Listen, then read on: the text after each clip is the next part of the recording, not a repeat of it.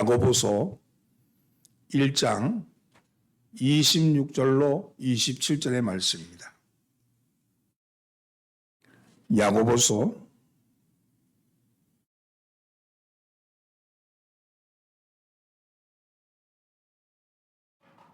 1장 26절로 27절의 말씀을 함께 봉독합니다.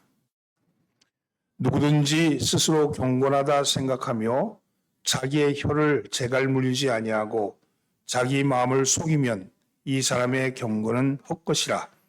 하나님 아버지 앞에서 정결하고 더러움이 없는 경건은 곧 고아와 과부를 그 환난 중에 돌보고 또 자기를 지켜 세속에 물들지 아니하는 그것이니라. 아멘. 할렐루야.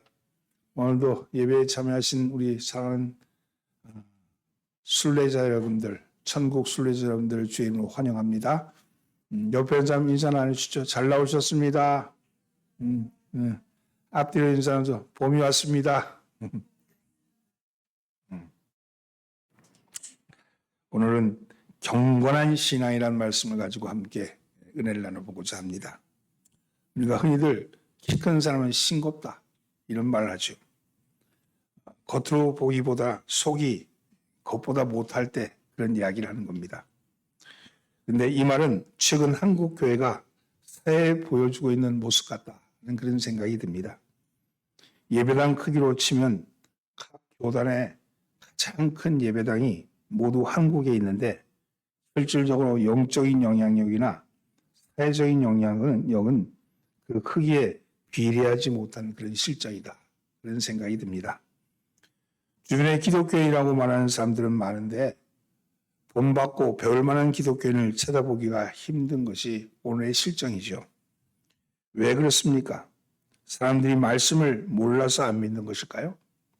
길거리에서 북을 쳐대가면서 용감하게 예수를 믿으라고 소리를 높이고 케이블 방송국도 불교나 캐톨릭은 단지 3개씩, 1개씩 있는데 기독교 방송은 3개씩이나 가지고 있는, 그래서 정말 말씀에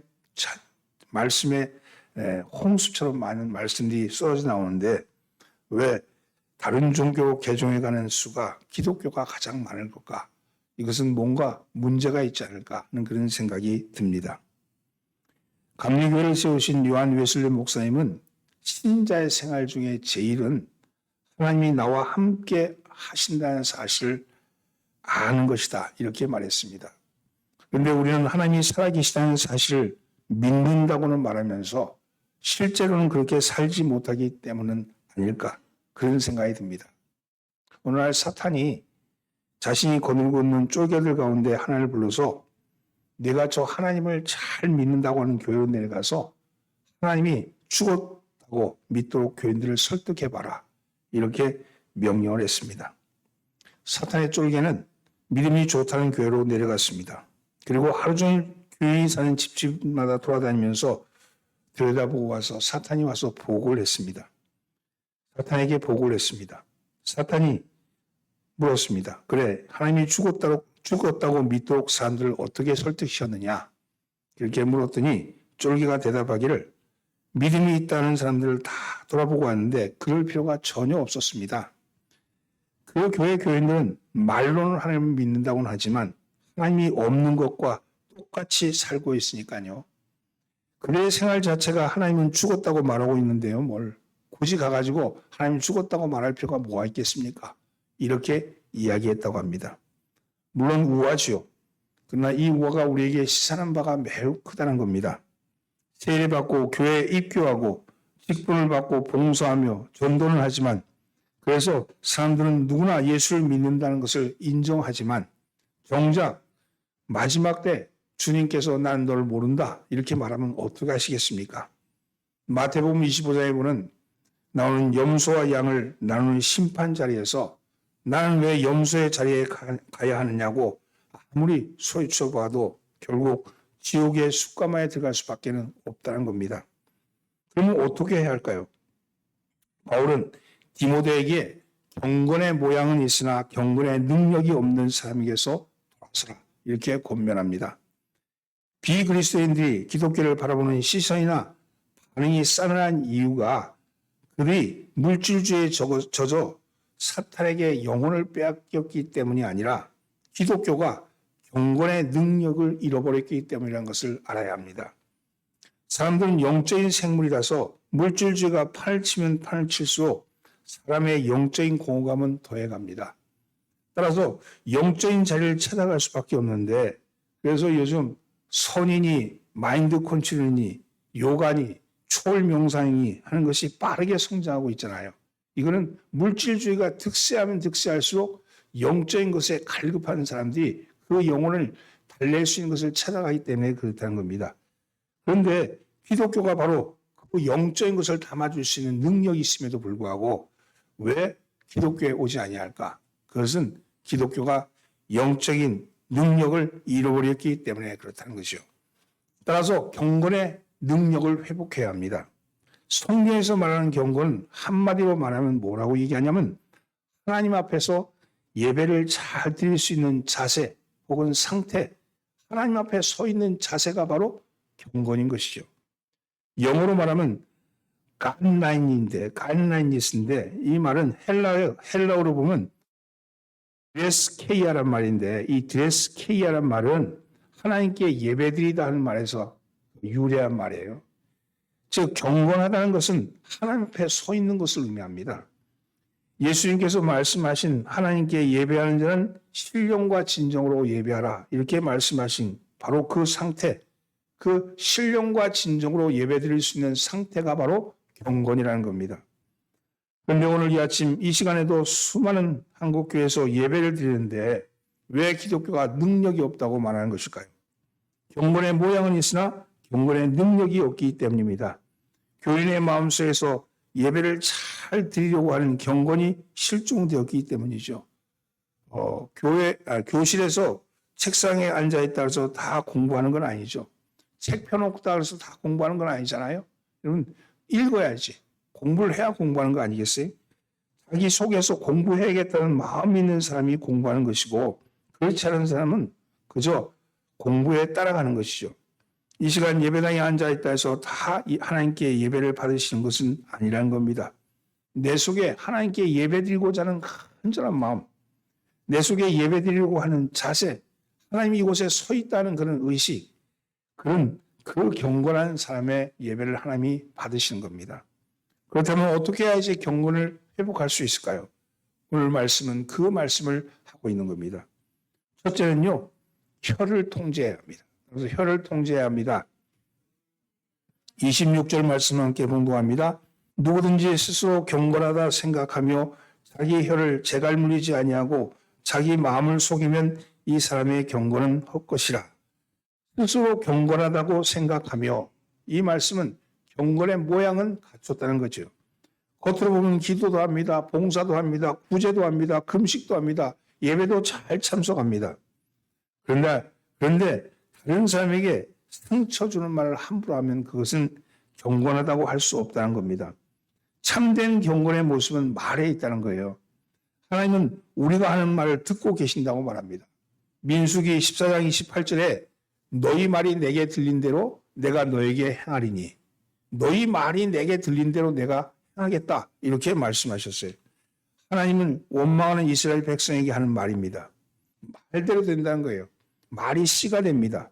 때로는 말이 기도가 되기도 하고 저주가 되기도 합니다. 함부로 말하는 사람, 감정을 토해내는 말은 경건이 없는 사람입니다. 입으로는 경건 떠들면서 진정으로 입조심을 하지 아니하면 그 사람의 경건은 모양은 있어도 경건의 능력이 없는 사람이라는 것이죠. 따라서 언어의 통제력이 없는 경건은 헛된 경건이라고 말합니다. 잠언 21장 23절 말씀에 입과 혀를 지키는 자는 자기 영혼을 환난에서 보존하느니라 이런 말씀이죠. 신앙의 인격은 말로부터 나오는 겁니다. 아직도 기분이 나쁘면 불쑥 튀어나오는 못된 소리나 악한 말들은 신앙 인격이 아닙니다. 야고보서 3장 6절에서 야고보는 혀는 곧 불이요 불의의 세계라. 혀는 우리의 지체 중에서 온몸을 더럽히고 생에 받기를 불사르나니 그 사르는 것이 지옥불에서 나느니라. 이렇게 말씀하죠. 여러분, 혀를 잘 다스릴 것을 야고보는 3장 전체에서 말하고 있습니다. 따라서 참된 경건을 회복하려면 자기 혀를 제갈물려야 합니다. 제갈이라는 것은 소리를 내거나 말을 하지 못하도록 사람의 입에 물리는 물건을 의미합니다. 그런데 여기서 제갈은 물건이 아니라 어떤 사람에게는 말씀일 수 있습니다. 자신을 일깨우는 뇌마의 말씀일 수가 있죠. 말씀을 묵상하며 그 말씀을 붙들고 있으면 그것은 그 말씀이 제갈이 되는 거예요. 어떤 사람의 제갈은 기도일 수도 있습니다. 기도를 열심히 하면 여러분 혀를 물리는 제갈이 될 수 있죠. 어떤 사람은 찬송일 수도 있습니다. 어떤 사람은 침묵일 수도 있죠. 혀를 잘 지키십시오. 입에서 거룩한 말, 은혜로운 말만이 흘러나오게 해야 합니다. 긍정적인 언어로 생활해야 합니다. 긍정적인 언어. 선한 말, 긍정적인 마음, 이해하는 마음, 넉넉한 마음, 하나님을 경외하는 마음, 이런 마음을 입술에서 구해야 하는 것입니다. 마음은 그렇지 않은데 말투가 문제여서 오해 사는 경우도 있죠. 마음은 그렇지 않은데 말투가 자꾸 툭툭 나오는 말투가 오해를 만들기도 하고 분쟁을 만들기도 합니다. 그래서 경건은 훈련해야 한다고 그렇게 말합니다. 바울은 디모데에게 망령되고 허탄 신화를 버리고 경건에 이르도록 네 자신을 연단하라. 그렇게 권면했습니다. 경건한 말투나 경건한 행동은 하루아침에 이루어지는 것이 아니라 부단히 연습해야 된다는 거예요. 거짓말과 저주와 헛맹세와 폭언과 농담과 수군거리는 일을 버려야 합니다. 천국의 방언은요. 이 땅에서 천국의 방언은 사랑합니다. 감사합니다. 미안합니다. 내 탓입니다. 이런 소리가 저절로 흘러나오는 것이 천국의 방언입니다. 여러분 입술에 천국의 방언을 삼으시는 여러분 되기를 예수님은 축원합니다. 두 번째는요. 마음을 속이지 말아야 합니다. 따라서 마음을 속이지 말아야 합니다.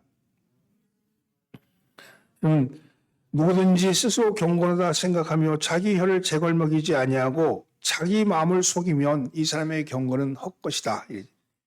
자기의 마음을 속이면 이 사람의 경건은 헛것이다. 이렇게 말합니다. 그렇다면 입술에서 은혜로운 말만 나온다 그래서 경건이야. 그건 아니라는 거예요. 자기 마음을 속이지 않아야 된다는 겁니다. 자기 마음을 속인다는 것은 무엇을 의미할까? 야고보서 1장 22절에는 너희는 말씀을 행하는 자가 되고 듣기만 하여 자신을 속이는 자가 되지 말라. 이렇게 말씀했습니다. 즉 자기 마음을 속인다는 것은 하나님의 뜻이 무엇인지를 알면서도 그대로 행하지 않는 것을 의미합니다. 어떤 일에 대해서 성경이 말하는 진리를 알면서도 그 진리대로 순종하지 않는 것과 성령이 요구하는 것이 무엇인지를 알면서도 성령의 요구에 불순종하는 것, 그리고 자신의 양심으로 자신의 무엇을 해야 할지를 알면서도 그대로 행하지 않는 것, 이 모두가 자신을 속이는 것이죠. 하나님의 말씀과 성령의 음성과 양심의 소리로 하나님은 지금 우리에게 말씀합니다. 말씀과 그리고 성령의 음성과 그리고 내 양심의 소리가 하나님의 말씀을 말씀하고 있다는 거예요. 우리는 이 말씀에 순종하셔야 합니다. 그러면 어떻게 해야지 마음을 속이지 않을 수 있을까요? 믿음대로 행하시면 됩니다. 마가복음 9장에 보면 야이로의 딸을 살리시고 나오는 길에 두 맹인이 다윗의 자손이여 우리를 불쌍히 여기소서, 다윗의 자손이여 우리를 불쌍히 여기소서 이러면서 따라오자 그들을 만지시면서 이렇게 말씀합니다. 너희 믿음대로 될지어다. 너희 믿음대로 될지어다. 그 믿음이 뭡니까? 말로 우리를 불쌍히 여겨달라고 말로 소리 지는데 마음속에는 그게 아니면 그 믿음은 고침받지 못하는 믿음이죠. 그 마음에 속에서 저분이 우리를 만지시면, 저분이 말씀하시면 나는 낫겠다, 저분이 말씀하시는 대로 될 것이다 하는 그 믿음이 있었기 때문에 그들은 고침받은 거 아니겠어요? 여러분, 우리의 믿음을 말로 고백하십시오. 그리고 그 고백한 것을 믿고 행하십시오. 그렇게 하는 것이 자기 마음을 속이지 아니한 겁니다. 병자에게 손을 얹고 기도하면 나을 것이라고 하셨기 때문에 저는 손을 얹고 기도합니다. 그것을 마음으로 믿고 입으로 시인하는 것이 믿음입니다. 우리의 말에 권세가 있습니다. 믿음을 말을 하면 믿음대로 되어집니다. 자신을 속이지 마십시오. 믿음이 없다면 믿음이 없다고 정직하게 고백하십시오. 믿음이 없다고 말하는 것이 불경건이 아니라 믿음이 없음에도 믿음이 있는 척하는 것이 불경건인 것이죠. 사랑하는 성도 여러분, 이 모든 일은요, 우리의 힘으로 가능한 것이 아니고 성령의 도우심이 필요합니다. 먼저 여러분 성령의 도우심을 구하십시오. 주님, 저를 도와주세요. 저를 불쌍히 여겨주세요. 저를 긍휼히 여겨주세요. 성령님, 저를 도와주세요. 여러분 그렇게 기도하고 여러분 마음으로 믿고 믿음대로 말하고 말한 대로 행하시는 여러분 되기를 예수님은 축원합니다. 세 번째는요, 형제 어려움에 함께하는 겁니다. 27절 말씀 함께 봉독합니다. 하나님 아버지 앞에서 정결하고 더러움이 없는 경고는 곧 고아와 과부를 그 환난 중에서 돌보고 또 자기를 지켜 세속에 물들지 아니하는 그것이니라. 성경은요, 고아와 과부를 구제의 1순위로 둡니다. 왜 그렇습니까? 그들은 의지할 데가 없기 때문이에요. 오직 하나님만 의지하기 때문에 그렇습니다. 그리고 참된 경건은 바로 하나님께서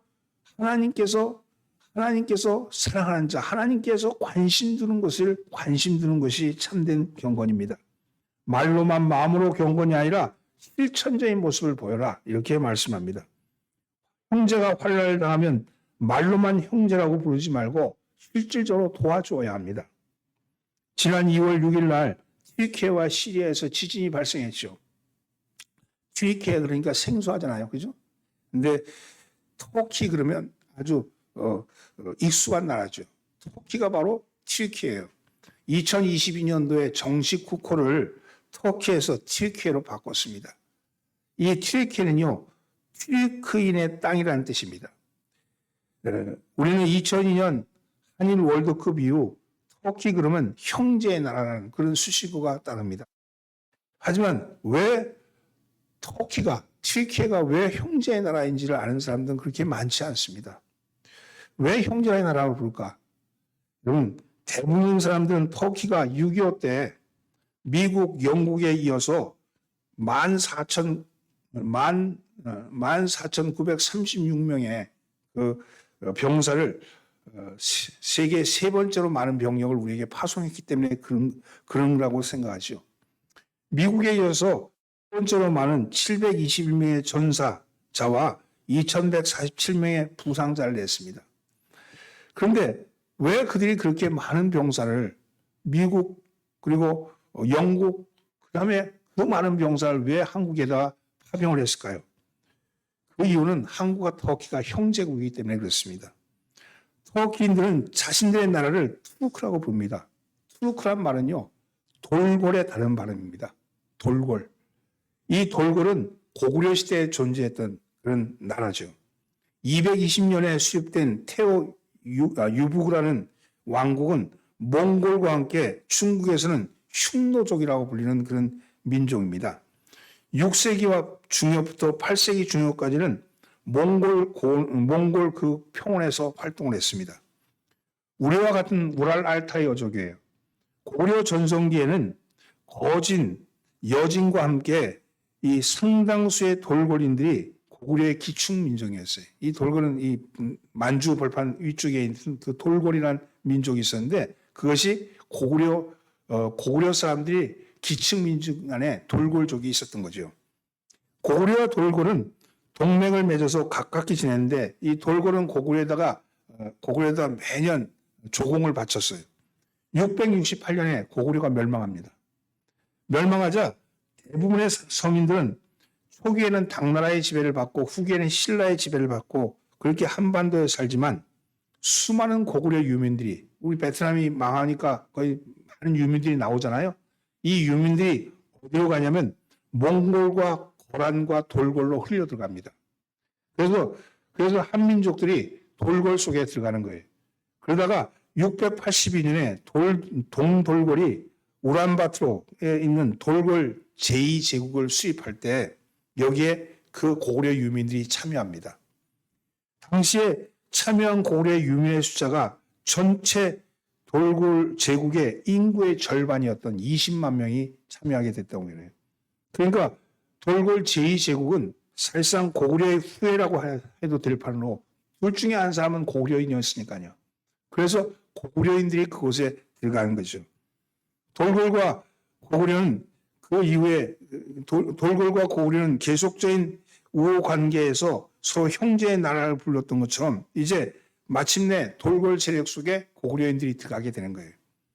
그래서 고구려 후에 있던 그 돌궐 민족, 그 튀르키예 민족들은 여전히 한국을 여전히 생각하면서 형제의 나라라고 그렇게 이야기하는 거예요. 그러니까 고구려는 한국의 같은 핏줄이다 이렇게 생각한다는 거예요.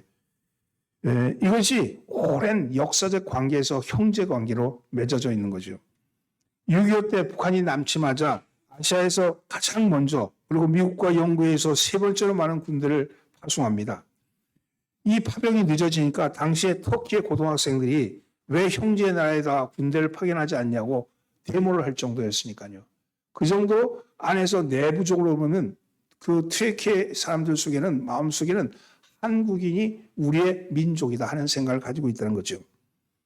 6.25 참전과 올림픽 등에 나타난 그들의 한국 사랑을 알게 된 우리 한국인들은 월드컵을 치르는 동안 터키의 홈구장에서 홈팬이 되어서 열정적으로 그들을 응원합니다. 가장 하이라이트는 한국과 터키의 3, 4회전이었는데 자국에서조차 볼 수 없는 대형 터키 국기가 관중석에 펼쳐지는 순간 TV를 지켜보던 수많은 터키인들이 감동의 눈물을 흘렸다고 합니다. 경기는 한국 선수와 터키 선수의 살가운 어깨동무로 끝났고 터키인들은 승리보다 한국인의 터키 사랑에 더 감동했으며 그렇게 해서 터키와 한국의 형제는 더 굳건해지었다고 합니다. 한국의 경제 성장을 자기 일처럼 기뻐하고 자부심을 느끼는 나라. 2002년 월드컵이 터키전에 있었던 날 한국인들에게 식사비와 호텔비를 안 받던 나라. 월드컵 때 우리가 흔든 터키 국기가 터키에서 폭발적인 한국을 바람을 일으켰고요. 그 이후에 터키 수출이 2003년도에는 59%, 2004년도에는 71% 이렇게 급격하게 수출이 증가되었다고 합니다. 그런데 그 형제 나라가 지금 지진으로 고난을 당하고 있습니다. 당연히 도와주고 같이 아파야 합니다. 6.25 때 800여 명의 터키인들이 생명을 바쳐서 우리나라가 존재했듯이 우리도 최선을 다해서 도와줘야 합니다. 이거 구체적으로 도와주는 그런 모습을 보이는 것이 형제 사랑이라는 거죠. 여러분, 이 형제 사랑을 생각하는 게 이게 사실은 누가 나의 형제인가를 생각하면 그렇죠. 나를 도와주는 사람이 나의 형제 아니겠어요? 여러분 마찬가지로 핏줄로 보면 터키와 우리는 전혀 다른 대륙에 떨어져 있는 존재지만 그러나 우리가 도와야 될 사람은 도우라고 말씀합니다. 왜 형제의 아픔에 동참하는 것이 신앙생활을 잘하는 것일까? 첫째는요. 주님은 어려움 당한 형제와 자신을 동일시하기 때문에 그렇습니다. 마태복음 25장에 보면 양과 염소의 비유를 보면 최후 심판 때 두 종류의 사람이 나옵니다. 오른쪽은 지극히 작은 자를 돌보는 사람이죠. 다시 말하면 형제 자매의 아픔에 동참한 사람입니다. 주님은 그들에게 그들이 힘들 때 자신을 돌봐주었다고 말씀하십니다. 왼쪽에 있는 사람들은 지극히 작은 자를 돌보지 않은 사람들입니다. 다시 말해서 형제 자매의 아픔에 동참하지 않은 사람입니다. 주님은 그들을 향해서 말씀하시기를 주님이 힘들어할 때 너희는 나를 돌보지 않았다. 이렇게 말씀합니다. 주님은 어려움을 당한 형제와 자매와 자기를 동일시하고 있다는 사실을 기억하셔야 합니다. 둘째는요. 그것은 형제를 돌보는 일이 곧 자기를 돌보는 일이기 때문에 그렇습니다. 믿는 자들은 교회 안에서 하나입니다. 교회는 주님의 몸이며 믿는 사람들은 몸된 교회의 지체들입니다. 영적인 차원에서 보면 저와 여러분 한 몸이 붙어져 있는 지체들입니다. 내 몸의 지체 중에 하나가 문제가 발생하면 다른 지체가 모른 채 할 수 없지 않습니까? 돌보는 것은 한 몸이기 때문에 그렇습니다. 마찬가지로 믿는 자들은 그리스도 안에서 하나입니다. 어려움을 당한 형제 자매의 아픔에 동참하는 것은 자기의 몸을 돌보는 일이 되기 때문에 그렇습니다. 그럴 때 내가 아파할 때 누군가가 돌봐줄 것이라는 그런 믿음이 생기는 거죠. 여러분 누가 아파할 때 그 사람을 돌보면 나도 아플 때 누군가 나를 돌볼 것이라는 그런 믿음이 생길 때 우리는 한 몸 아니겠습니까? 셋째는요, 하나님의 더 큰 은혜를 입는 일이기 때문에 그렇습니다. 우리가 아픔을 당하는 형제의 잘매를 돌보는 것은 그들이 주님이고 그들이 우리의 몸이기 때문에 당연히 해야 할 일입니다. 그런데 하나님은 우리가 당연히 한 일인데도 불구하고 더 큰 은혜와 축복을 주신다고 말씀합니다.